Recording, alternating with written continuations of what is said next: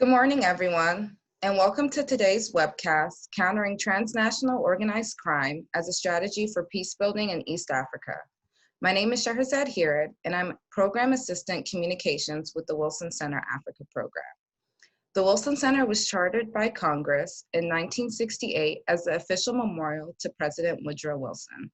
The Center is the nation's key nonpartisan policy forum for tackling global issues through independent research and open dialogue to inform actionable ideas for the policy community. We are proud to say the University of Pennsylvania's Global Go-To Think Tank Index report recently ranked the Wilson Center as one of the top 10 think tanks globally, and the center holds the #1 spot in both regional studies and institutional collaboration. The Wilson Center Africa program works to address the most critical issues facing Africa and U.S.-Africa relations, build mutually beneficial U.S.-Africa relations, and enhance knowledge and understanding about Africa and the United States. Today's event is held under the banner of the Southern Voices Network for Peacebuilding, an initiative established with the support of the Carnegie Corporation of New York. The Southern Voices Network for Peacebuilding, or SVNP, Pan-African continent-wide network of African research, policy, and academic organizations that work with the Africa program to bring African knowledge and perspectives to U.S., African, and international policy on peacebuilding in Africa.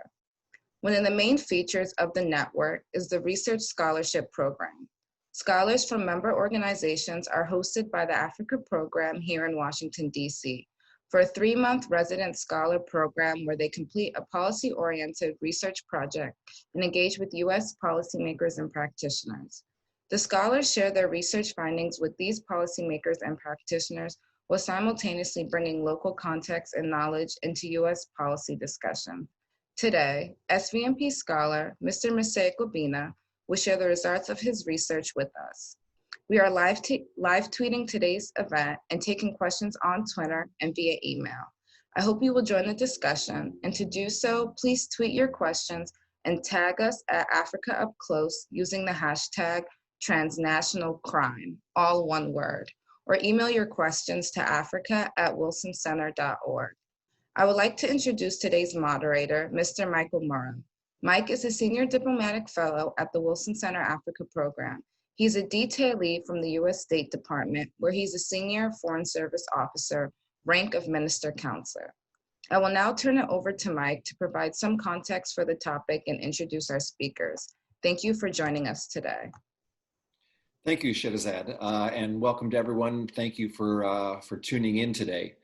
Our discussion today will look at the nature of transnational organized crime in East Africa, and we'll consider how this has affected peace building and security efforts in the Horn of Africa region.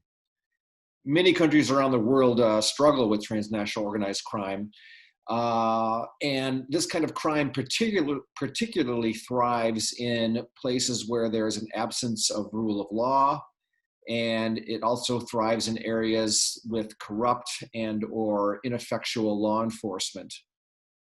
Transnational organized crime is also linked to violent extremism and conflict, as it provides a key source of funding for armed groups. Today, our panelists will look at an aspect of transnational organized crime that has been somewhat underexplored, and that is the relationship of transnational organized crime with peace building. Our speakers will consider the context of transnational organized crime in East Africa and assess how it has impacted peace-building efforts in the Horn of Africa region. They'll also provide recommendations for how African, US, and international policymakers can strengthen regional measures to combat transnational organized crime throughout East Africa. We're joined today by 4 expert speakers: Dr. Katherine Kelly, Mr. Misei Gobina, Dr. Brooks Stearns-Lawson, and Ms. Gretchen Peters. Each of our panelists will start by offering opening remarks of 8 minutes, and then we'll use the rest of our time for a question and answer session with questions that are sent in from our online audience. As a reminder to our online audience, you can tweet us any questions to @AfricaUpClose using hashtag transnationalcrime or you can email your questions to africa@wilsoncenter.org. You can also use the Zoom chat function to post questions. So now I would like to introduce each speaker. Well, what I'll do is I'll introduce each speaker briefly before they speak. So first I will introduce our leadoff speaker, and that is Dr. Katherine Kelly. Dr. Kelly is an assistant professor at the Africa Center for Strategic Studies, where she's responsible for overseeing the Africa Center's portfolio on justice, rule of law, and governance.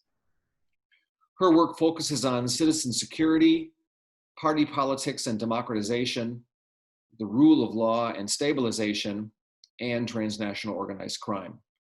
She recently published a book called Party Proliferation and Political Contestation in Africa. This book focuses primarily on the case of Senegal. Dr. Kelly holds a PhD and a master's in government from Harvard University, and also holds a graduate certificate in international politics from the University of Brussels. She also has a BA summa cum laude from Washington University in St. Louis. So thank you very much, Dr. Kelly, for joining us, and I turn the floor over to you. So please take it away. Okay, excellent. Thanks for having me today. Let me just start by providing a quick snapshot of some of the key transnational organized crime, or TOC, issues that are confronting sub-Saharan Africa as a whole, and I'll speak a bit to the East Africa region as well. So in sub-Saharan Africa, we see a range of forms of TOC that are relevant for security, development, and governance. Drug trafficking, particularly of narcotics, has been particularly salient on both the west and eastern coasts of Africa since the late 1990s and early 2000s. And in particular, on the eastern and southern African coast, it has become an enhanced part of drug routes, particularly as it became more difficult for drug smugglers to move across land routes from South Asia through the Balkans to Europe. If we look at poaching and natural resource crimes, these also take many forms across the continent. We see challenges generally related to poaching and wildlife trafficking, often with animal products moving from Africa towards Asia.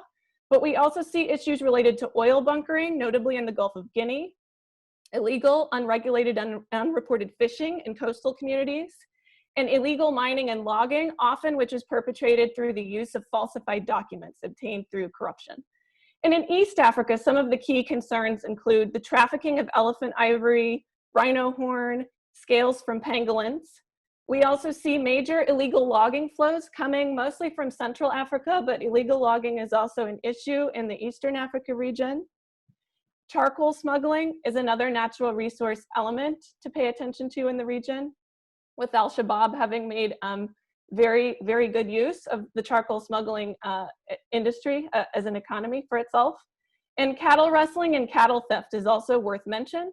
Cattle rustling is a long-standing pastoralist practice in the region, but it has more recently been infiltrated or exacerbated by organized criminal elements who are taking control of parts of this.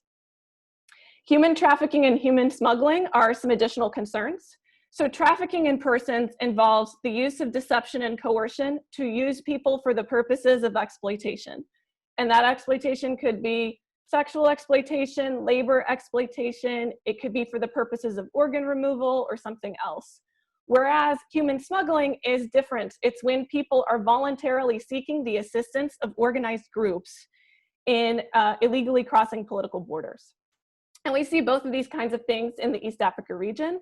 There's a southern route for trafficking in persons that involves trafficking in persons from the Horn of Africa and Eastern Africa down through the south, with South Africa as a key destination point. But you also see trafficking in persons patterns with people being trafficked to the Gulf states, the Middle East, or even Europe.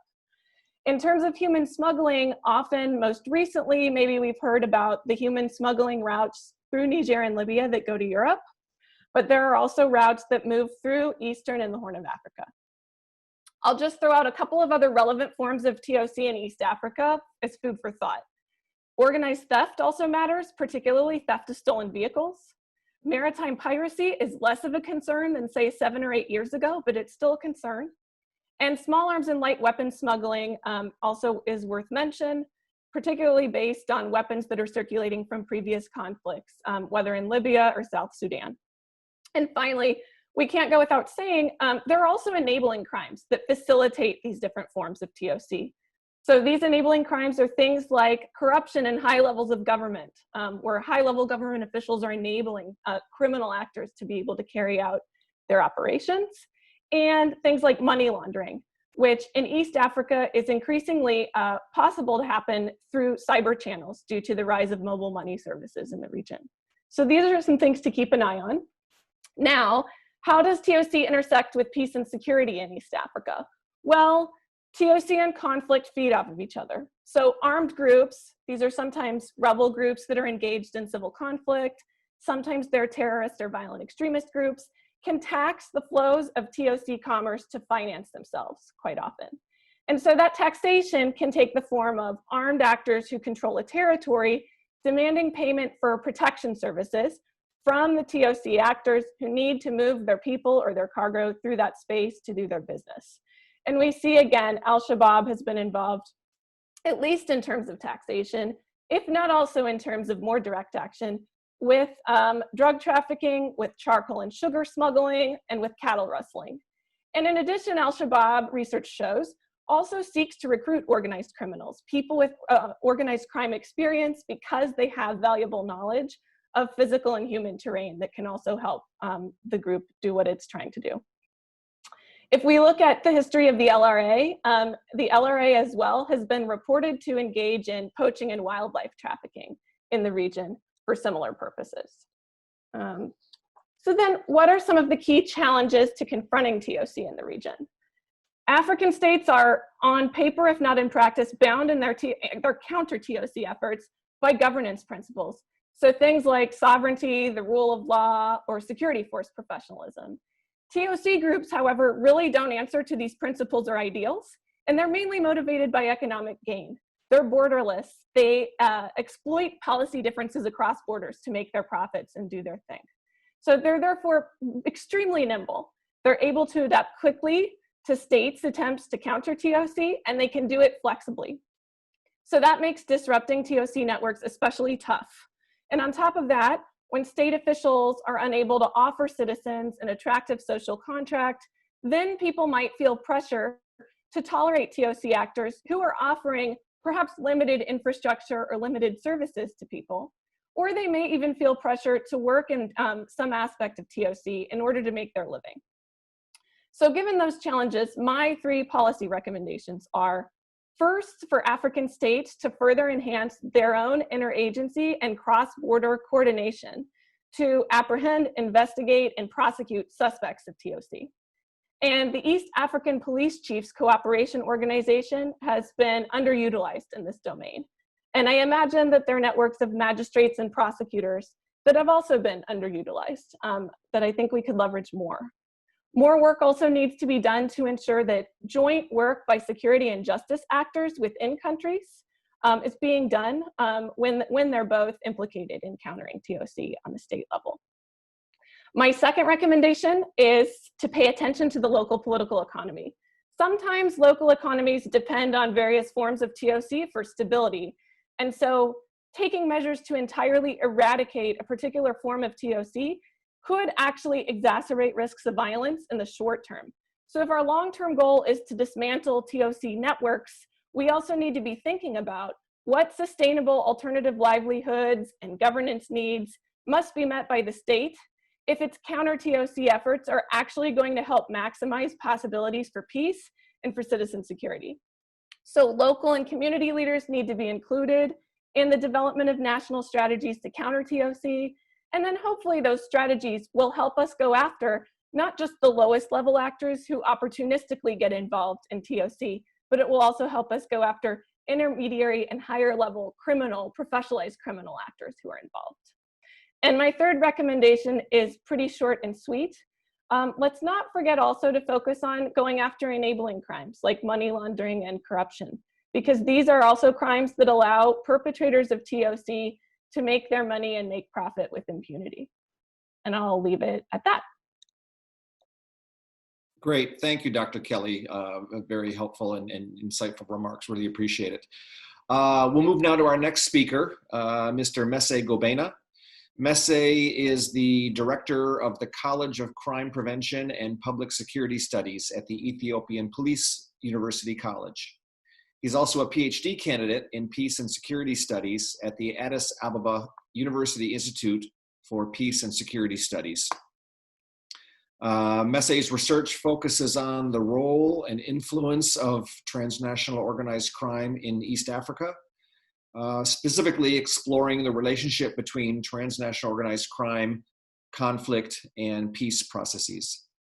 Messe holds a Master's of Law in Criminal Justice and Human Rights Law from Bahir Dar University in Ethiopia, and a Bachelor's of Law from Mekelle University, also Ethiopia. Messe is actually joining us from Addis today, so great to have you across the ocean from us.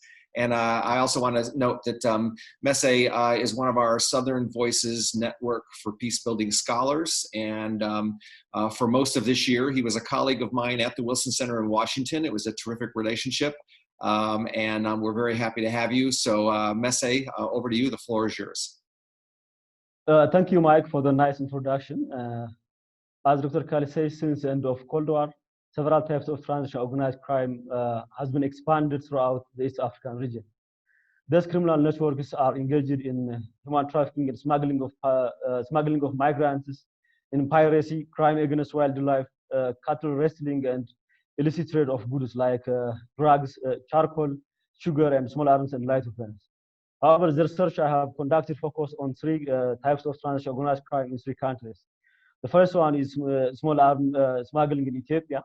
Small arms are smuggled to Ethiopia either through Sudan or Djibouti. This deadly flow of weapons is really increasing in Ethiopia. For instance, in April 2019, the Ethiopian government has seized 21 machine guns and 30,000 handguns and more than 300,000 ammunition. More recently, in March 2020, the government has seized two containers of illegal firearms smuggling into Ethiopia via the Djibouti by the global arms trafficking team that is originated from Turkish, the merchant part. The proliferation of illicit small arms and light weapons in Ethiopia is intensifying ethnic revivals and civil conflicts that results in the deaths of hundreds and displacement of millions over the last 2 years. The extent of ethnic tension and revivals, the incendiary rhetoric of some of the political elites and ethnic entrepreneurs, the country's gun culture, especially on the Highlanders and Lowlanders, and the existence of lax gun control measures and the cross-border of the country are some of the driving factors for the growth and expansions of small arms trafficking in Ethiopia.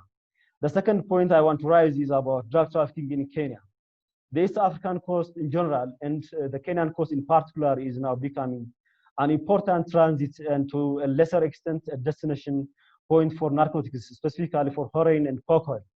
For instance, as the UNODC report indicates that annually between 20 up to 40 tons of heroin are trafficking through the East African region. This drug trafficking in Kenya undermines the peace building of the Kenyan by first is corrupting the country politics. The criminals are sometimes infiltrated the country politics by corruption, and this creates a political instability in the country. Second, the drug kingpins are running for public office in some states, especially like in the Mombasa and other areas. Third, this crime, the drug trafficking in Kenya is creating a vicious circle of crime and criminality. This opens a door for other types of crimes like small arms, the trafficking of small arms and light weapons, wildlife poaching, cattle wrestling, and charcoal trafficking. When we see the drivers and facilitator factors for the expansion and growth of drug trafficking, these are the country unpatrolled coastal line, the extensive air transport system, the rampant corruption that is existing in Kenya, law enforcement and intelligence sector, and the acute intermingling between politics, crime, and business are some of the drivers, factors for the growth and expansion of drug trafficking in Kenya. The third point I want to raise is about the illicit business Al-Shabaab is running in Somalia. Al-Shabaab is known as a terrorist group. However, to finance its terrorist operation and to pay the salaries of its recruits, Al-Shabaab is now engaged in several types of illicit activities, such as trafficking of charcoal, sugar, small arms, cattle, drugs, and so on. According to the recent UN report, Al-Shabaab's peak revenue from all of its illicit activities are estimated between 70 up to 100 million US dollar annually. This illicit revenue has made the terrorist group resilient against traditional and military types of countermeasures that is basically exerted over him by the African mission in Somalia, which is a mission force, the Somalia force, and other international and regional actors, including the US. When we see the current national and regional efforts to combat this transnational organized crime in East Africa, each state, like Ethiopia and Kenya, they have enacted and ratified several types of normative frameworks that is basically focused on preventing and combating of transnational organized crime. Second, they establish different kinds of institutional arrangements. There are also attempts by these countries, even though these attempts have their own limitations. When you see at the regional level, there are attempts made by the Intergovernmental Authority on Development, that is IGAD, and by the East African Police Chiefs Cooperation Organization, that is the IAPCO, and the East and South African Anti-Money Laundering Group, the Somali group. They are making a number of attempts to combat and prevent this crime. At the African Union level, since the end of January 2017, they established the African Union Mechanism for Police Cooperation, the AFROPOL. The AFROPOL was basically established to coordinate countries in combating and preventing such kinds of transnational organized crimes. When we see these are some of the initiatives made at the regional and national level. However, there are some challenges. The first challenge I want to pose is there is state corruption. State officials or individuals who are in a public office are directly or indirectly support the expansion and growth of transnational organized crime in the East African region. This is one of the challenges that is basically hinders countries in combating and preventing of this transnational organized crime. Second, as Dr. Kali says, there is a lack of cross-border cooperation and coordination. And the third challenge is the states in the East African region are very weak and fragile. Therefore, the state does not have necessary capacity to combat and prevent the expansion and growth of transnational organized crime the region is now facing. Based on these challenges, I want to forward the following three main recommendations. The first one is the East African states have to genuinely combat state corruption. Combating of state corruption needs a real political commitment because some individuals who are in office are part of the illicit network that is expanding in the Horn of Africa. Therefore, countering state corruption is an important issue in addition to the enforcement measures that is taken by countries. The second one, the second recommendation I want to pose is that because the transnational organized crime that East Africa is now experiencing is sometimes committed in a clandestine nature, and sometimes they are connected to individuals in office. Therefore, engaging civil society to advocate against illicit networks and allowing the media to conduct investigative journalism is an important issue in order to combat and prevent this transnational organized crime in East Africa. The third point I want to pose is in relation to the Al-Shabaab in Somalia. The United Nations Security Council has a plan to close the AMISOM mandate by December 2021. Therefore, before closing the AMISOM mandate by December 2021, disrupting Al-Shabaab illicit business has to be given a prior agenda. Unless otherwise, the illicit business of Al-Shabaab is disrupting or cutting off its illicit business, the group could be a resilient group and becomes one of the security threats for the Horn of Africa and the East Africa region as well. These are the three recommendations I want to pose. Thank you, Mike. This is the point I have to make. Great. Thank you so much, Messe. And before we go to our next speaker, I just want to underscore some of the key points that Messe made because it's been based on the outstanding research and writings that he did while he was here as an SVNP scholar. Messe outlined for us three different case studies involving transnational organized crime in East Africa, small arms trafficking in Ethiopia, narcotics trafficking in Kenya, and illicit trade in charcoal and sugar by Al-Shabaab in Somalia. In all three of these cases, these transnational organized criminal networks are undermining political transitions and peace building by corrupting state institutions, by undermining fair market competition and discouraging foreign direct investment, and by fueling conflict. So for all three of the countries in question, Ethiopia, Kenya, and Somalia, All three of them are undertaking efforts to control transnational organized crime, including engaging with regional institutions. But as we heard from Messe, they face immense challenges in doing this. For example, insufficient focus by national policymakers, weak state capacity, deep-seated corruption, and poor cross-border coordination. Lastly, Messe laid out several recommendations for the way forward, including each of these three countries making sustained and broad counter-corruption efforts, integrating anti-crime strategies into national and local peace-building efforts, and engaging civil society and media in these efforts. So Messe's done some excellent writings on these topics during his time here as an SVMP scholar, and thank you so much for sharing those with us, Messe. So I'd like to go next to our third speaker, Dr. Brooke Stearns Lawson. Dr. Lawson is a senior conflict governance and crime advisor at the U.S. Agency for International Development's Africa Bureau, where she provides technical assistance, program management, and policy guidance on a wide range of conflict and governance issues.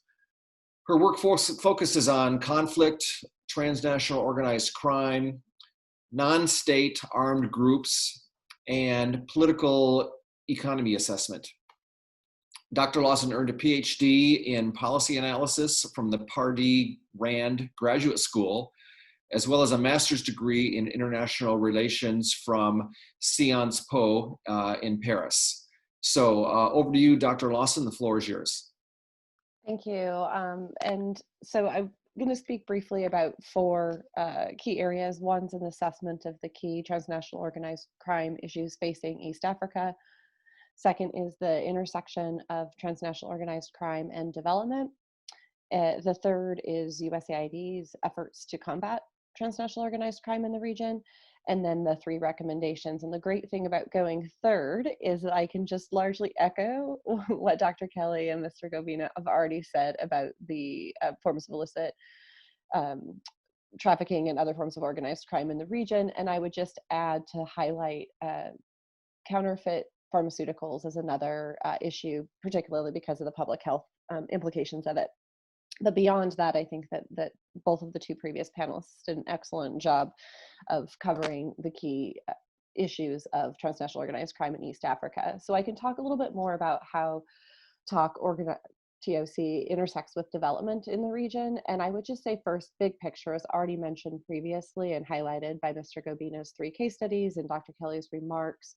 Clearly, illicit economic activities can both be a motivation for and a means of financing violence, conflict, instability in the region, which, plainly speaking, hinder development. This has been covered well by the previous two panelists, so I won't focus on this area.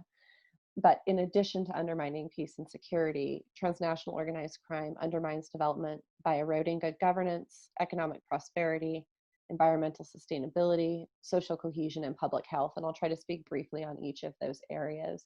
I'm going to be very brief on governance because I know that the remaining panelist is going to go a little bit more into the issues of state capture. But what I will say is that even absent full-blown state capture, the corrosion of governance at the lower ends of the organized crime spectrum can also be extremely detrimental. As the previous two panelists have already spoken about, the issue of corruption is significant, and it can motivate individuals to either disengage from the political process entirely or to push for change outside of the system and possibly resort to violence. In addition, the loss of tax revenue from illicit trade in legal commodities such as minerals or sugar, as Mr. Govina highlighted, denies governments needed resources to provide public services. This lack of service delivery can including security, if governments are actively fighting organized crime, can undermine public confidence and the government's legitimacy and effectiveness. Being very brief on the other topics, I will also say that in terms of economic prosperity, there are both the risks that can come from decreased investment based on security risks that result in higher risks and lower investments for legitimate business. But even absent instability, there are issues of Dutch disease where illicit profits inflate the currency and make legitimate exports less competitive. Money laundering, as has been mentioned already, which can include investments in real estate that distort prices and can increase the cost of legitimate business endeavors, also exacerbating income inequality and systematic patterns of extortion. Looking at environmental sustainability, particularly illicit trafficking in natural resources, deplete finite natural resources that are important for the health of our planet and further can undermine livelihoods for local populations. For example, illicit mining has significant environmental impacts, including destruction of flora and fauna, land degradation and pollution, including mercury pollution in the case of artisanal gold mining. Fourth, in terms of social cohesion, in addition to increasing income inequality and patterns of elitism mentioned previously, illicit trafficking can also create significant divisions within society. For example, problematic drug use increases along drug trafficking routes and affects people with divergent backgrounds, ranging from uneducated former child soldiers to private school students from relatively well-off families. And local drug sales and consumption can increase street crime and significantly impact on a household and on a community level, the social fabric. And finally, in terms of the development impacts, there are several public health impacts that are related to transnational organized crime. Most notably, as I mentioned earlier, counterfeit pharmaceutical trades can leave people without access to effective medical treatment.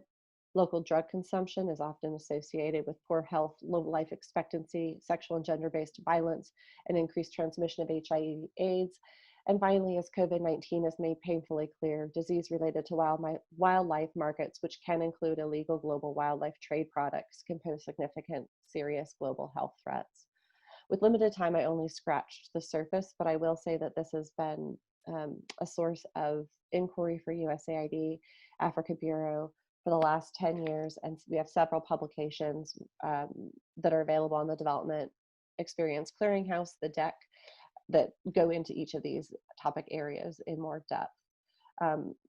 Moving on to how USAID is combating transnational organized crime in the region and our work with regional governments.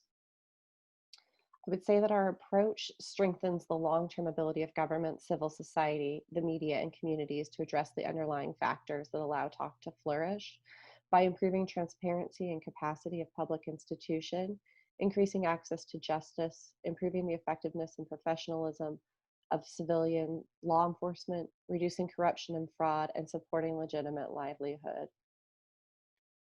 Just to give a few examples, we have our counter trafficking in persons programming in the Democratic Republic of Congo, which in USAID, I know it's a question about what we mean by East Africa, but within USAID, the DRC is included in our East Africa regional programming.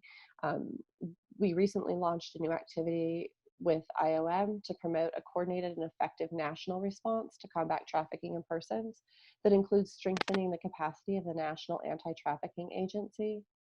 In wildlife trafficking, we really work at all levels of society. So, for example, we have a regional program, Conservation and Management of Natural Capital in East Africa, which is led by the East African Community, a regional organization, in partnership with the International Union for Conservation of Nature and other implementing partners. And it has a strong focus on building East Africa's self-reliance by strengthening the East Africa community's leadership and coordination role on transboundary natural resource management. In addition, USAID also works with African governments and community stakeholders, for example, providing support to the Kenya Wildlife Services, working closely with the government of Kenya on policy reforms, and also working with community-led peace building and conflict resolution entities through the Northern Rangelands Trust activity, or through Northern Rangelands Trust, that empowers communities to manage sustainable businesses linked to conservation. Finally, I would say in terms of our approach that we also work with the private sector, for example, in the Democratic Republic of Congo, promoting responsible trade in tin, tungsten, tantalum, and gold, as well as diamonds in Central African Republic. So my top 3 recommendations largely will echo what the 2 previous panelists have said. First, this is basic and hopefully a commonly accepted principle by now, but it's so critical to successfully addressing organized crime and promoting peace and stability that it's worth using one of my 3 wishes to highlight, which is a criminal justice, law enforcement, security response alone will not only fail to sustainably reduce organized crime and promote stability, as Dr. Kelly mentioned, it could actually increase violence and crime. The lesson has been learned time and time again in different parts of the globe and with different forms of organized crime. Effectively addressing TOC entails addressing the political, economic, and social factors that foster organized crime, as well as the corruption that facilitates these activities. Second, as Dr. Kelly already mentioned, using a political economy lens for thinking about issues of organized crime, peace building, governance, and inclusive socioeconomic development is critical, not only to break down silos, but also to capitalize upon the interconnected opportunities, and they are plentiful. I won't go into them in the interest of time, but I will say third and finally that transnational organized crime by definition crosses national boundaries and thus requires a regional approach, including building strong regional platforms and leadership. This is critical to strengthen regional coordination on enforcement and strengthen policy harmonization and implementation. Thank you.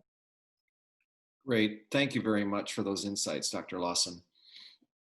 Our final speaker will be Gretchen Peters.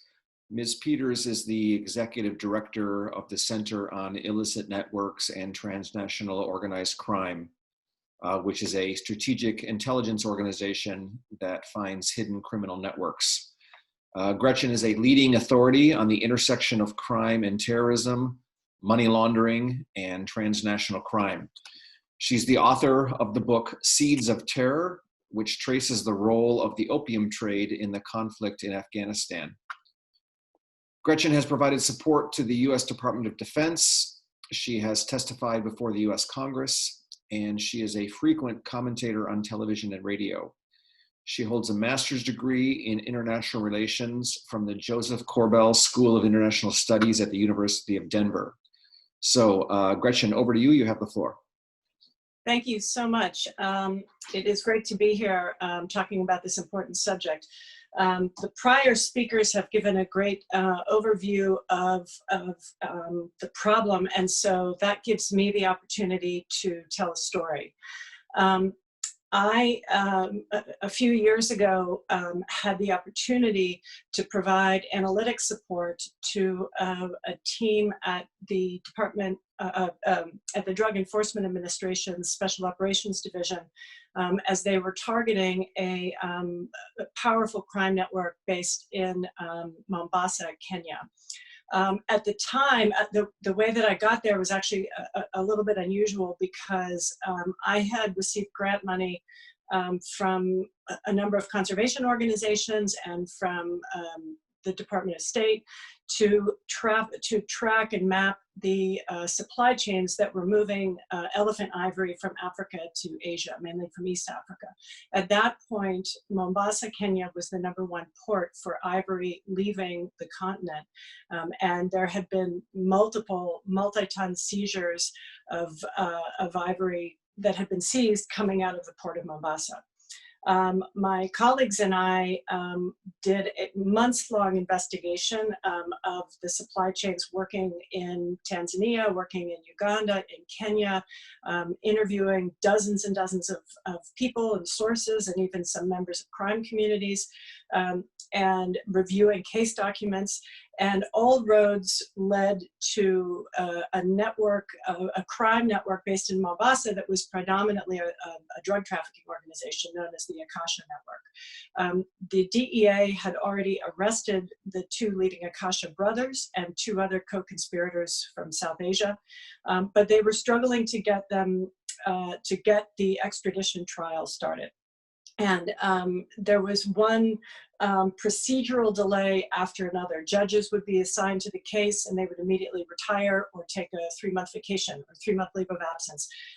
Clerks wouldn't show up, files would be lost. It was a portrait of just you know, a judicial system that was not functioning properly. So we managed to team up with the DEA, even though we came in from the wildlife perspective and they were focused on the issue from the narcotics perspective. But we had the opportunity as a result of that to listen to 60 hours of undercover recordings of the Akasha unit that the confidential informants to the DEA had made and to the Kenyan police that were working this case to build the case against them. And it was perhaps the most educational experience I've ever had in understanding corruption and state capture. The Akashas thought that these undercover confidential informants were going to help them traffic heroin and methamphetamines into the United States. And so they were bragging about their operations. And it was fascinating to listen to how they talked about their business. They weren't talking about the trucks that they had and the containers. What they talked about was the routes that they owned. And what they were talking about was not a specific roadway or a seaport or a runway somewhere, although they did have access to all of those things. What they were talking about was a corrupt pathway that allowed them to move consignments of illegal stuff, whether it was people or timber or drugs or ivory, all of which they trafficked in, through multiple different African countries. They had bought off to very, very high levels of multiple countries. They were able to move goods in between various countries, in particular between DRC and Kenya, Tanzania and Kenya, and Uganda and Kenya, in part because they were utilizing the interior parts of Africa because of the transit trade agreements. So they would pay off, they were actually in some cases smuggling goods into the interior part of Africa to have them containerized and then shipped back out because they could get a seal on a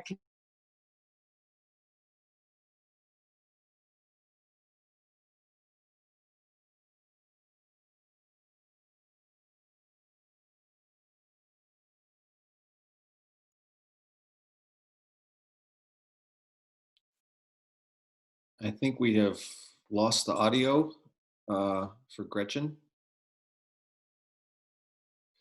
I'll give it a quick minute to see if we can get her back so she can wrap up her remarks. And if we don't have her back in the next minute or so. Sorry, there was an incredible amount of work that went into getting them extracted from Kenya. In the end, there was never an extradition trial. And it became apparent why after they came to the United States. Eventually, the president of Kenya personally intervened and handed them over, had one of his special police units pick them up, hand them over to the Department of to agents of the DEA in Mombasa, and they were flown to the United States. So again, this was not the way the United States wanted it to be handled, but there was literally never a single hearing in their extradition trial in the United States. When they came here, two of the four began cooperating with U.S. authorities, and at that point, they laid out a pathway of corruption that went straight up into the president's office. And everybody in the courtroom was paid off, whether they were willing cooperators or they had been threatened. They had been given what's known in Latin America as the plata or plomo option. You can either fill your pockets with silver or fill your chest with lead. That was, many people had been threatened of the consequences of not cooperating with them, and in the end, the Department of Justice ended up, after going through the Akasha case, bringing obstruction of justice charges against more than a dozen Kenyan officials, including 3 provincial governors. Mr. Gobina mentioned one of them, Hassan Ali Joho, the governor of Mombasa province, the judge in the case, the prosecutors in the case, and various high-level police officials and other senior officials in the Kenyan judiciary.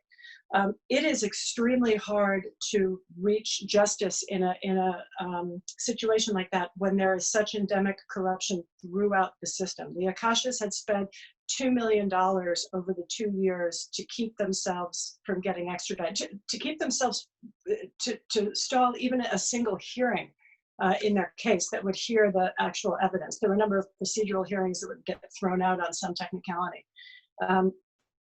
State capture is a term that until maybe 5 years ago was just sort of a nerdy thing that a few academics that worked on corruption and organized crime used to talk about.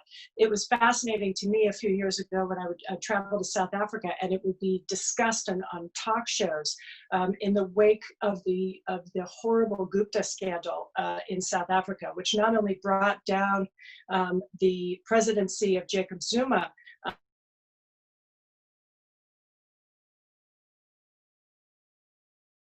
tailspin and literally collapsed South Africa's currency. We have since done investigations looking at issues of state capture, sometimes tied to a specific talk issue like wildlife crime or money laundering or drug trafficking. But it's the issue of state capture is something we have spotted in a number of East Asian countries in our investigations, including, but not limited to, Zambia, Tanzania, Uganda. These have, as the other speakers have described, these have very detrimental effects on a society. I think for the crime networks, it's not just a question of state capture doesn't just give them more opportunities to make money, it also weakens the public trust in the state. As various speakers have said, it causes a often severe reduction in foreign direct investment and commercial companies cannot compete with criminal companies that use fronts and are washing drug money or other criminal money through their front companies. So it has incredibly detrimental effects to the healthcare system, to educational systems, to transport systems.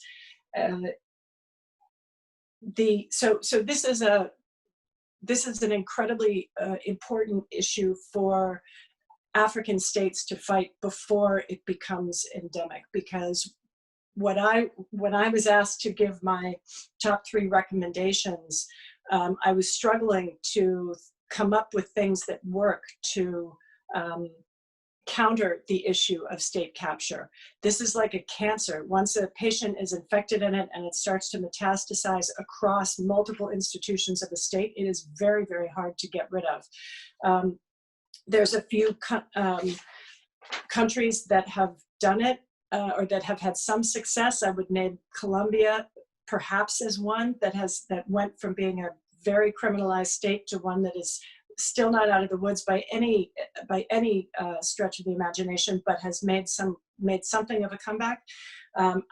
Can't think of a single example in Africa of a country that I think has really fought back against endemic levels of corruption and organized crime in any successful way. But I guess my recommendations are these. One, the more whistleblowers who come forward and provide evidence about this, the better. We've seen a number of really brave people come forward, in particular in South Africa, to push back against the high level of state capture that was going on there. Although the Guptas disappointingly did not face justice in South Africa, they did have to flee.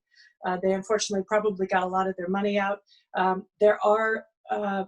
I also wanted to mention that their activities were propped up by a number of major international corporations, some of whom faced legal implications.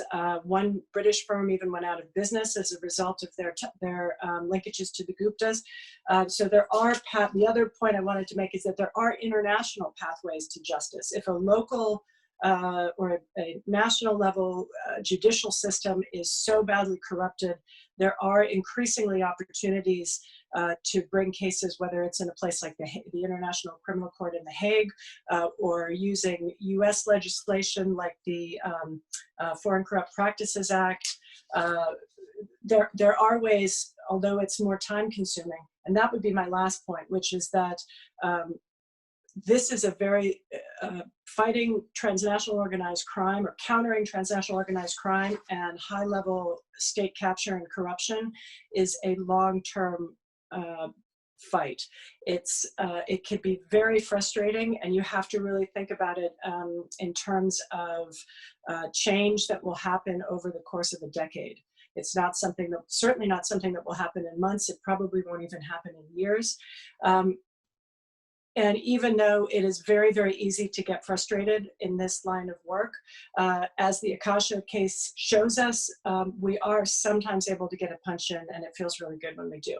And just to wrap that up, I wanted to say that a recent study that just came out last week showed that since their 2018 extraction from Kenya, there has been a 99% decline in the size and weight of ivory shipments coming out of Kenya. So we have done something for elephants in getting those guys out of there. Great, thanks, Gretchen. There was some really fascinating insights there, and I really appreciate it. So before I'll start the Q&A session by posing the first question to the group. But before I do so, let me remind everyone following online, I think we have something like 175 people following online. Let me remind you that you can tweet your questions to us. Send them to @AfricaUpClose using #transnationalcrime. Or you can email your questions to africa@wilsoncenter.org. You can also send in questions by using the chat function on Zoom. When you do pose a question, please identify yourself. And if there's one or two particular speakers that you'd like to address your question to, please note that, because that helps me out as I go through the questions. So what I'll do is I'll pose the first question, and it'll be kind of looking at the regional angle on transnational organized crime in East Africa. And I'll ask each of our four speakers to take about 2 minutes to address that question. So we'll start with Katherine. So my first question is, East Africa has a surplus or a wide variety of overlapping regional organizations. IGAD, the East Africa Community. There are some members of the Southern African Development Community. Some are members of COMESA. And a number of these organizations, notably the EAC and IGAD, do have anti-transnational organized crime initiatives. Then, of course, the African Union, which is headquartered in Addis, it also has a program for facilitating police cooperation between all AU member states. So despite this plethora of regional and continental-wide efforts, law enforcement cooperation between East African states is still sometimes limited, informal, lacking in effectiveness. So I'm going to ask each of the four of you for your recommendations on how the East African states can better organize themselves and coordinate amongst themselves to formalize their police cooperation and be more effective in combating TOC across the region. So start with you, Katherine. Sure. Yeah, I mean, I think there are a couple of ways to come at it.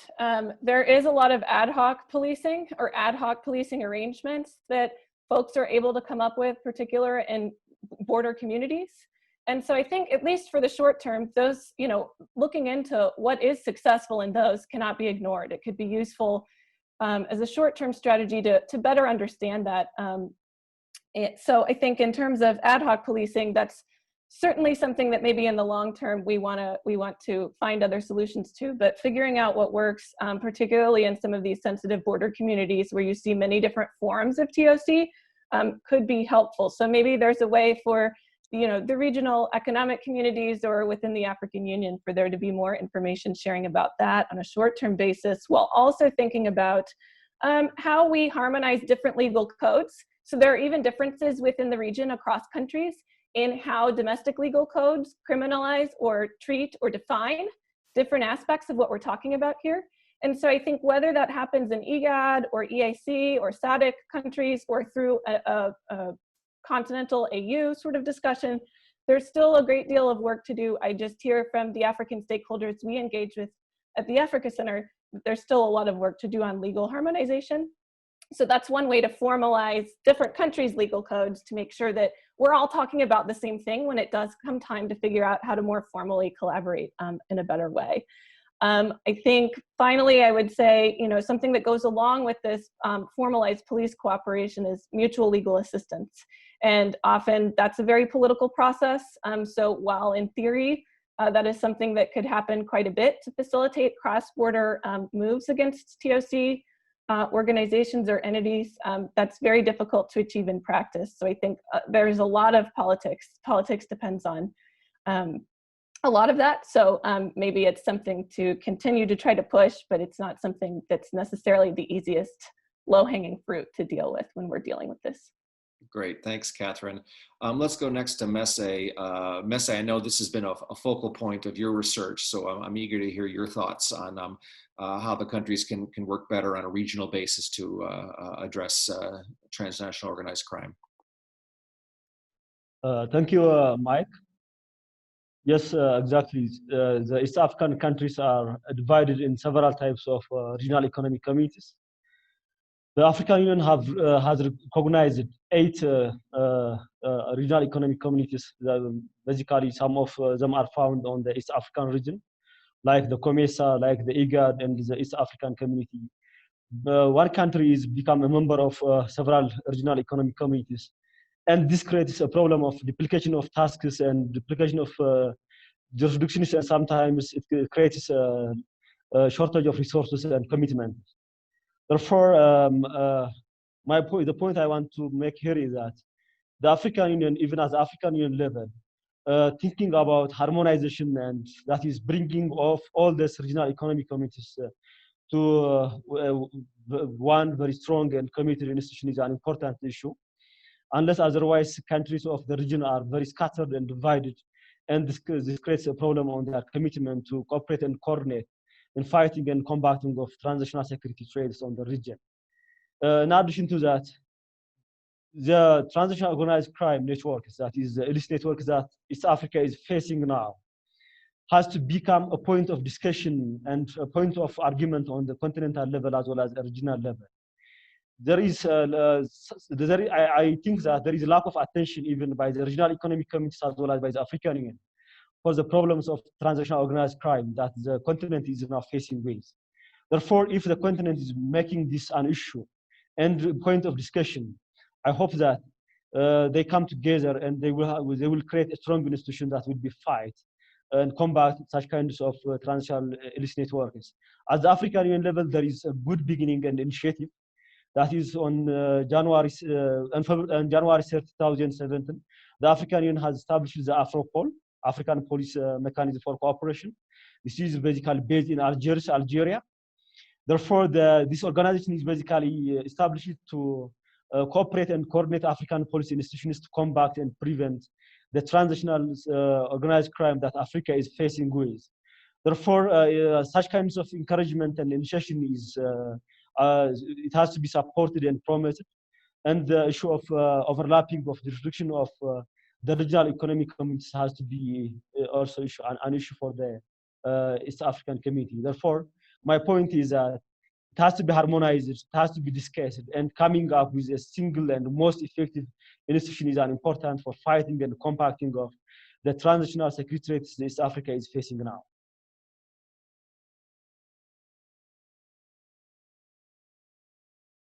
Thank you, Messe.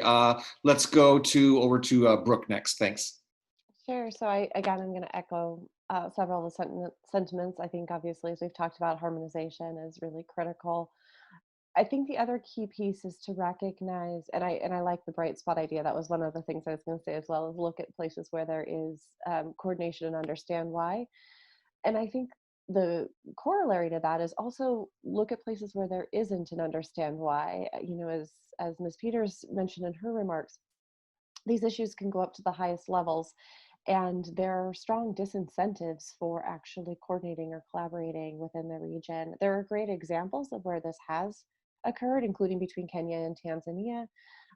So there are examples of where it's occurred, and again, then it's looking at why were those examples successful, and also understanding why they aren't in other places. And I know in other regions that one of the models that's been examined, and one of the things that's often been talked about in sub-Saharan Africa in general, as well as in East Africa in particular, is the notion of some sort of regional entity given how difficult it can be to prosecute or to enforce all the way up in a given country, as the Akasha example illustrates. So that's another area to consider, but it requires a whole other level. And as you said, these multiple overlapping regional entities does make that complicated. Got it. Thanks, Brooke. And Gretchen, over to you for the last word on this particular question.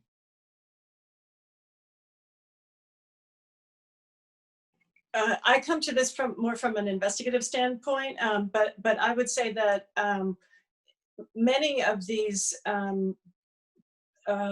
very powerful talk networks are surprisingly small. It might be 12 to 24 people maximum. I'm not including the drivers and folks that they outsource to. I'm talking about the people that actually are at the top coordinating the corruption payments and the shipments that they're moving.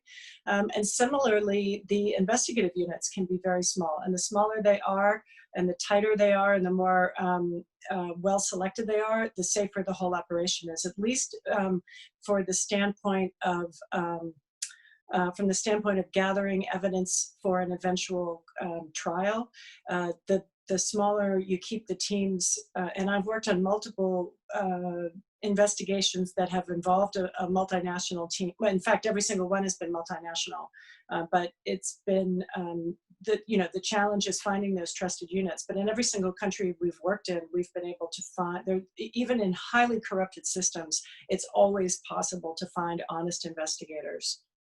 It's a little harder with judges, I gotta say, but we've never been in a place that we haven't been able to find honest investigators that really were dedicated, and in many cases taking enormous risks to track down the criminal activities that were going on. Got it. Thanks, Gretchen. I'm going to turn now to questions from the audience. We have 30 minutes remaining, so we should be able to get to a lot of these questions, but please keep sending them in. The first question I'm going to direct to Messe because it touches on something that he mentioned in his remarks, and this is focused on Al-Shabaab and AMISOM in Somalia. This question is from Nia Kuate from George Washington University. His question is, Al-Shabaab is implicated in transnational organized crime, and at the same time, there are many voices pushing for ending the long-standing AMISOM mission. Can you elaborate on your earlier comments, Messe, of how, if the AMISOM mission is ended during this calendar year, how will that affect Al-Shabaab and affect transnational organized crime overall in Somalia and the region?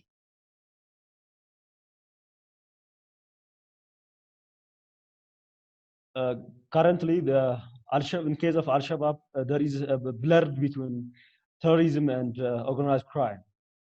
Al-Shabaab is known for its terrorist activities. However, gradually, for the sake of financing of its operation, the terrorist group is now engaging in illicit businesses that I have mentioned before. Therefore, the group becomes very resilient for the countermeasures that is taken against him by the AMISOM, the Somalian government, and the support of some countries like the US. They are fighting Al-Shabaab as a terrorist group for the last 13 years. However, still the group is persistent. Therefore, the main issue for the persistence of Al-Shabaab is because it has a source of revenue that can be finance its terrorist operation and pay the salaries of its recruits, because there is poverty in Somalia and there is mass unemployment, and Al-Shabaab is now becoming an employment opportunity for the Somali youth. Therefore, before ending of AMISOM's mission, cutting off the Al-Shabaab revenue is an important issue. Unless otherwise, if the AMISOM mission is ended as it stands now, Al-Shabaab will regain its power and becomes a serious security threat for the Somalia and for the East African region as whole. Therefore, before closing of AMISOM mission, ending up Al-Shabaab and its revenue is an important issue for the peace and security of the Horn of Africa and for the peace and stability of Somalia. This is a point I want to make. Great, thanks, Messe.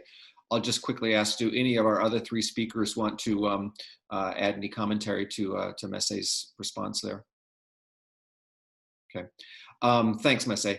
The next question that we have is from, I don't have the full name, Josefa, and he or she addresses the question to Katherine, and that is, the question is about the impact of transnational organized crime on vulnerable populations in East Africa, such as refugees, women, and children. So Katherine, can you speak to that, the impact of TOC on these vulnerable populations in the region? Sure. Yeah, so the person asking the question raises a good point. I mean, I think when you look at human trafficking or human smuggling dynamics in the region, certainly the Dadaab and the Kakuma refugee camps come up in the research and the policy discussions about what's going on there. So I think in the sense that you have conflict-related displacement in the region, this just magnifies risks.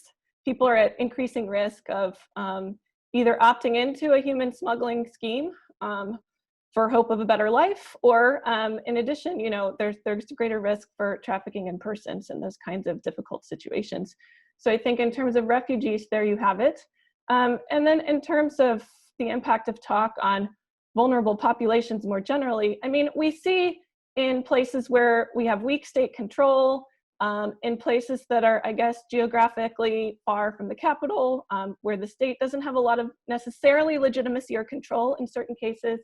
I mean, the populations that live geographically in those places are often marginalized groups, politically, if not economically as well. So you do see this geographic confluence of where these activities are likely to occur and where you have other rule of law and governance related issues and issues with state legitimacy that fuel this issue as well.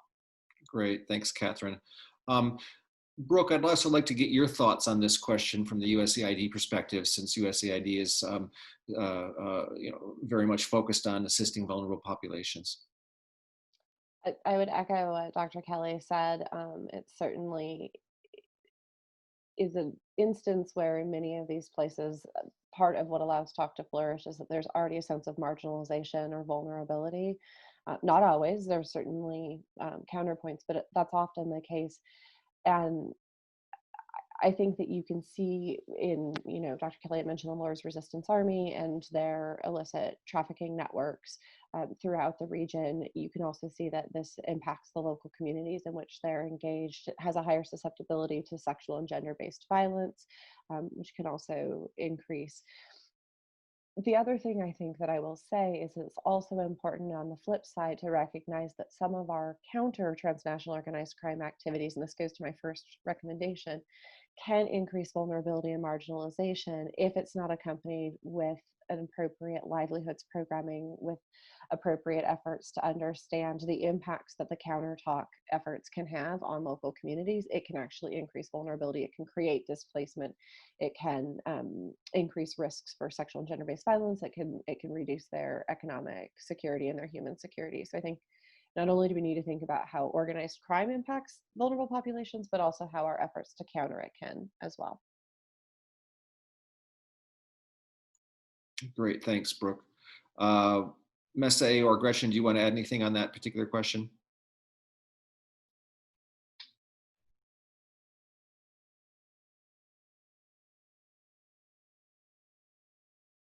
Messe, you need to unmute.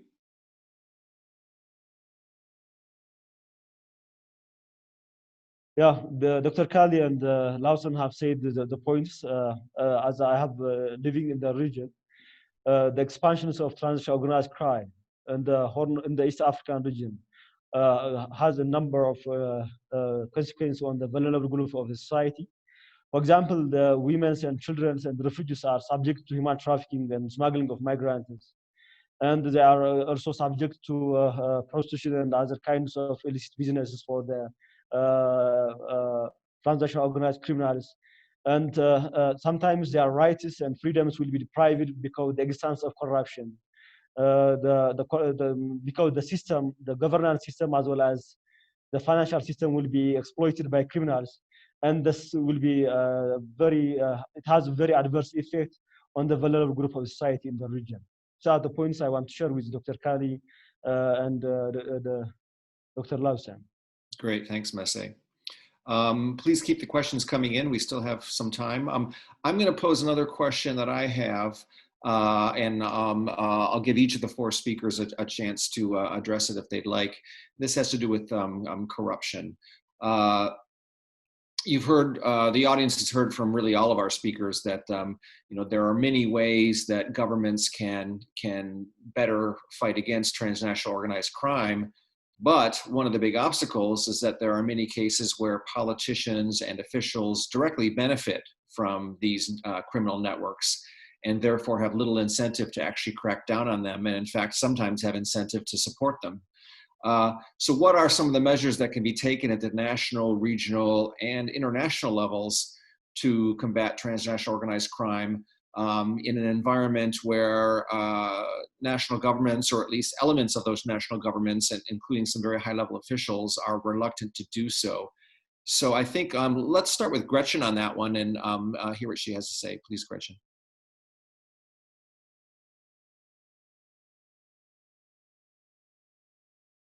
Can you unmute, Gretchen?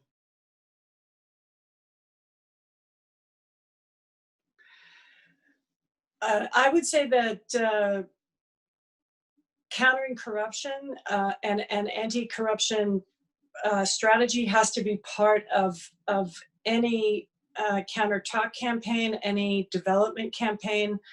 It's essential. One of the things that I've seen particularly in my work in Afghanistan and Pakistan, is the extent to which development, well-intended, can be the greatest fuel for corruption. And the United States really needs to look at what we've done in a number of countries where we have gone in with big aid packages and ended up really distorting economies and creating worse corruption and in some cases social unrest than we started off with. So it absolutely is something that we need to be thinking about in any project that's undertaken. When I was working with another country, with another government in Africa, we initially did an investigation to look at the crime networks that were trafficking in ivory and timber, later discovering that they were also engaged in, like many of them, also they were also engaged in human trafficking and drug trafficking. And what we realized was that once we completed our investigation into the crime networks, we had to then conduct an entirely separate investigation into that government's own corrupt officials that were protecting all of those activities. And that was a much harder issue to fight. I actually recently spoke to the commander of the unit that I had been advising and working with, and asked him what was his biggest challenge to this day. Was it crime or corruption? And he said, without a doubt, it's corruption.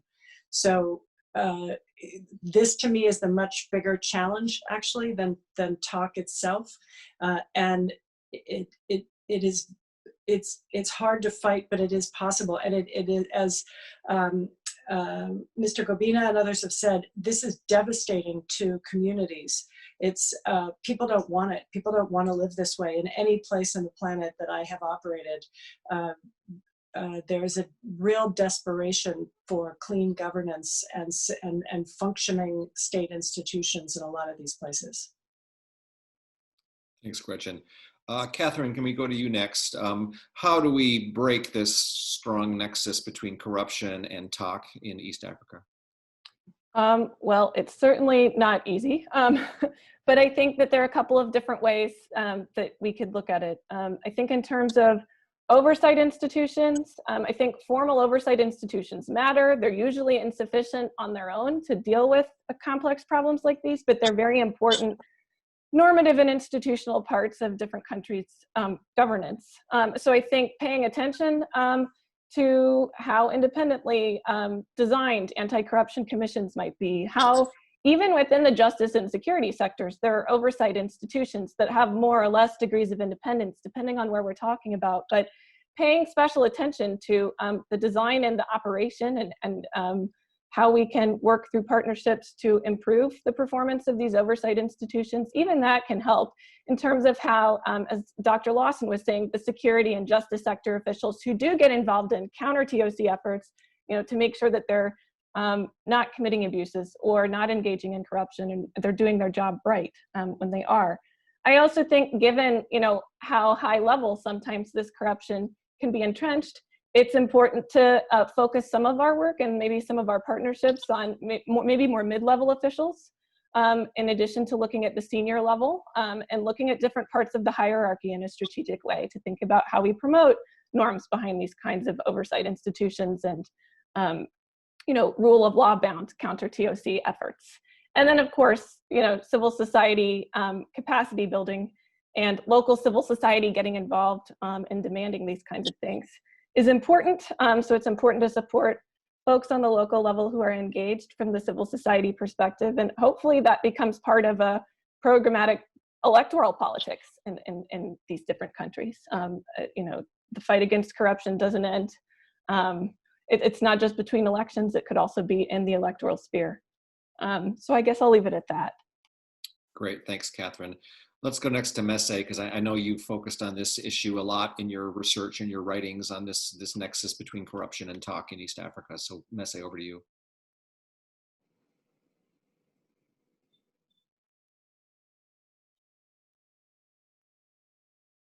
Thank you, Mike. Yes, I shared the points made by Dr. Katherine and Dr. Gretchen. The East African countries, almost all have anti-corruption laws. They have established anti-corruption institutions. However, corruption is still there. The problem that I want to mention is that the anti-corruption institutions established at the East African level are not independent, and they are not professional and capable to do the anti-corruption activities. Therefore, this creates a problem of corruption, very problematic in East Africa. When we see the Transparency International Corruption Index, almost all of these East African countries are at the bottom level of the corruption. It indicates that there is a high corruption perception among East African community.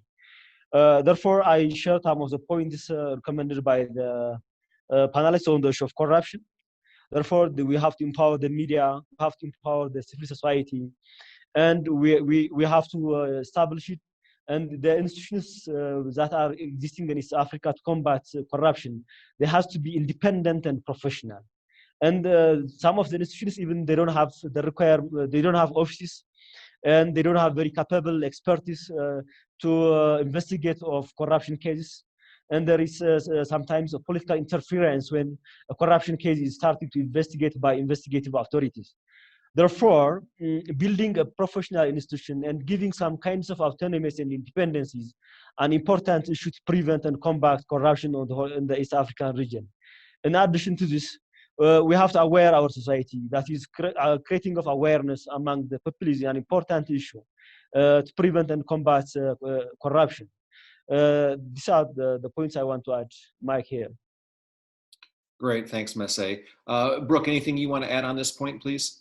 I think that these are all great points. I would add maybe a couple of points. One is that part of what hinders, I think, our anti-corruption efforts is that we still sometimes treat this as a principal agent problem, where someone is acting out against the way that they would be expected to act, versus recognizing that there are systemic justifications or institutional reasons for corruption. That if we keep thinking someone's acting in an unusual manner, versus recognizing that the systems and institutions are designed to facilitate corruption, we're not going to be getting the lasting change that we need to be creating. And so it's looking at that. I think within that, it's looking at the social norms around why corruption occurs. There's some interesting work that's been done in Uganda and DRC, looking at the social norms around why there's corruption amongst the police and security services. And part of it is if you are not corrupt,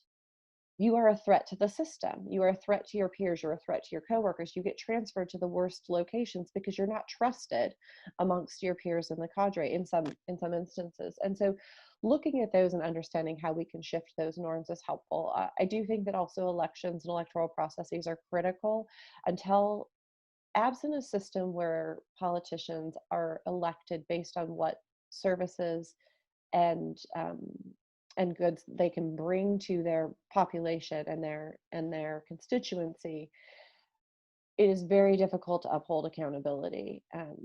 If the elections are bought, if officials are elected not based on what they bring to the population, but patronage politics or identity lines that cannot be changed, that does not lay the groundwork for accountable government, which is tricky. And so efforts to support that is critical. I also do echo the importance of both internal and external accountability mechanisms, including civil society. I think, although there are limits to that, I do think that you can see in the case of Mombasa and coastal Kenya, mothers who were concerned about the problematic substance use amongst the youth were a strong force that were speaking out against the drug money in politics in that area. Ultimately, it did not result in a shift in politics, but I think it's an important step, and making the linkage about why issues of organized crime matter and how they impact communities and individuals is really critical. It could be seen as an invisible threat until it's not, and at the point where it's not, it's so intrinsic and linked that it's a very big challenge to address. So supporting those local efforts and grassroots movements when you see them early on, I think can really be helpful. Great, thanks, Brooke. I'm going to take one more question, and then we'll move to concluding comments by each of the four speakers going in our original order. This next question is from one of our frequent participants, Ambassador Hank Cohen. This question is focused on the charcoal trade by Al-Shabaab. So I'm going to direct the question to Messe. Ambassador Cohen's question is, how does Al-Shabaab in Somalia obtain charcoal? Is it all locally produced within Somalia, or are they importing the charcoal from elsewhere? Can you just speak for a minute or so on that, Messe, on how Al-Shabaab accesses this illicit charcoal? Thank you, Mike. Al-Shabaab, one of the sources for Al-Shabaab is the illicit charcoal Al-Shabaab is running in Somalia. The charcoal is produced in Somalia, and Al-Shabaab is exported this charcoal from Somalia to the Persian Gulf countries. In addition to that, Al-Shabaab is levying a tax at the checkpoints, and it collects a number of tax revenues from the smugglers of charcoal from Somalia to the Persian Gulf countries. In 2012, the Somali government and the UN Security Council has banned the exportation of charcoal from Somalia to the Persian Gulf countries. This is basically in order to cut the illicit revenue of Al-Shabaab that is basically gained from charcoal. However, the ban is not that much effective, and it still continues its exportation. One of the mechanisms that Al-Shabaab is using is that when he brings up charcoal from Somalia, then it changes that the charcoal is either made in either countries like Iran or Mauritius or other countries, and then it imported to the Persian Gulf countries. This is the way Al-Shabaab is running its business in Somalia. In addition, from Somalia, Al-Shabaab is also exports some charcoal that is produced in Kenya. Therefore, predominantly the charcoal is produced in Somalia, and to a lesser extent it is produced in Kenya, and then it exports to the Persian Gulf countries, either through the name of some countries, which is basically creates a forged name in order to say, because if it is Somalia, member states are, because it's banned and no one can be bought it, therefore it creates whether it's produced in Iran, in Mauritius, or some Cote d'Ivoire and others. Okay, thanks, Messe, for laying that out for us. It's very helpful. I'd like to give each of our four expert speakers 60 seconds to leave us with a final thought. So, Katherine, we'll start with you. Okay, great. I'll come back to the importance of rule of law inside and outside of the security sector for countering TOC. So research shows we need to focus not just on a securitized response, but also on developmental and governance related elements of long-term solutions to TOC.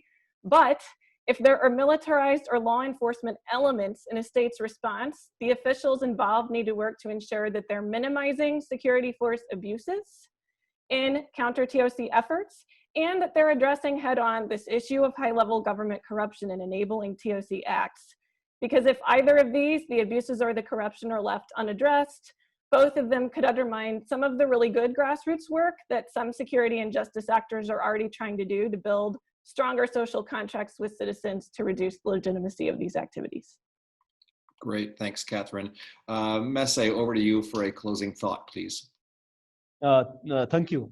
I want to pass a wake-up call.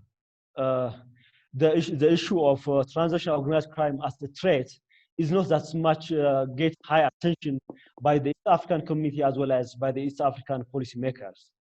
Therefore, the East African policymakers as well as the East African community as a whole must be wake up that they have to consider that transnational organized crime, especially the illicit networks now that grows and expanded on the East African region, is a strategic challenge for the governance, for political instability, for economic integrity.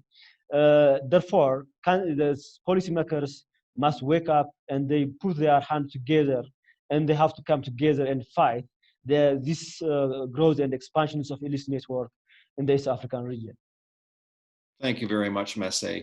Brooke, over to you, please. I think my final point, in addition to echoing the last two, would be that we need to ensure that our response is informed by a clear understanding and analysis of the dynamic of which we are addressing. One great tool for that is the Africa Crime Index from the INET project that is with EU-funded activity with Interpol, International Institute for Security Studies, and in affiliation with the Global Initiative Against Transnational Organized Crime, has a 2019 Africa Crime Index that really helps lay the groundwork. And that type of analysis, as well as really understanding the political economy in which we're working, is going to be imperative in informing our responses to really understand the dynamics that are at play, including the issue, as we've all been talking about, of state capture or high-level corruption. And the second point is to look for the bright spots. There are efforts where progress is being made. There are centers of gravity within African communities and within African regional organizations, and being able to support and engage in those, and within governments, being able to support and engage those efforts where there is traction is going to be critical in terms of long-term success, and could be leveraged to address other forms of organized crime as well.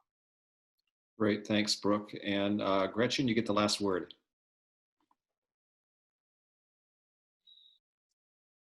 I actually have sort of 3 points that all connect. When you're focusing on transnational organized crime in Africa, you want to pull back the aperture, not zoom in. In every single operation that I have investigated, the command and control for the money anyway is often out far away from the African continent. It's often been in Europe, the UK, India, or Pakistan, Japan, and in particular the UAE. A lot of money that is getting extracted from Africa is ending up in banks and in real estate investments in places like Dubai and Abu Dhabi. I'd also say, related to that, follow the value. We used to say in the world of tracking illicit money to follow the money. Follow the value. It's often resources of value will be extracted from a place, whether it's Africa or another part of the world, whether it's timber, gold, people, rhino horn, and it will often be laundered into real estate or luxury vehicles. So follow the value around a talk network. Don't just look at money because they're very rarely moving money through banks unless it's through a trade-based money laundering operation. Lastly, tying into my follow the value comment is something that I've written about that we call the curse of the shiny object. You can read the article I've written about it on our website, cintoc.org, and I'll provide a copy of it to the Wilson Center. The curse of the shiny object is the very human intuition to fight crime and other problems where we see them, those are often not the main drivers of talk and of corruption.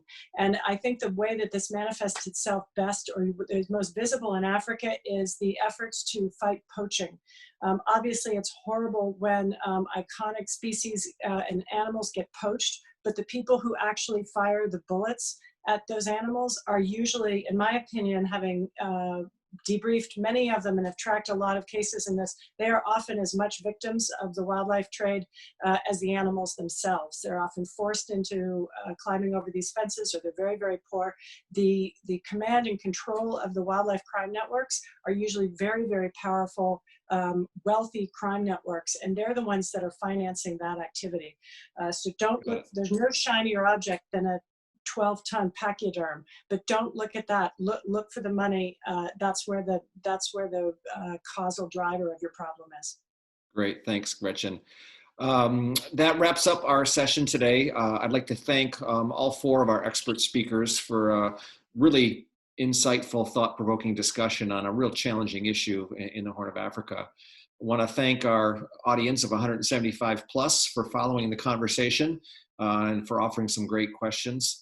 And finally, I'd like to thank my colleagues and the Africa program staff at the Wilson Center, and also thank the Wilson Center's expert audiovisual team.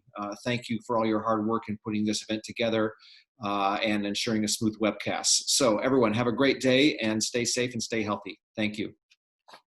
Thank you.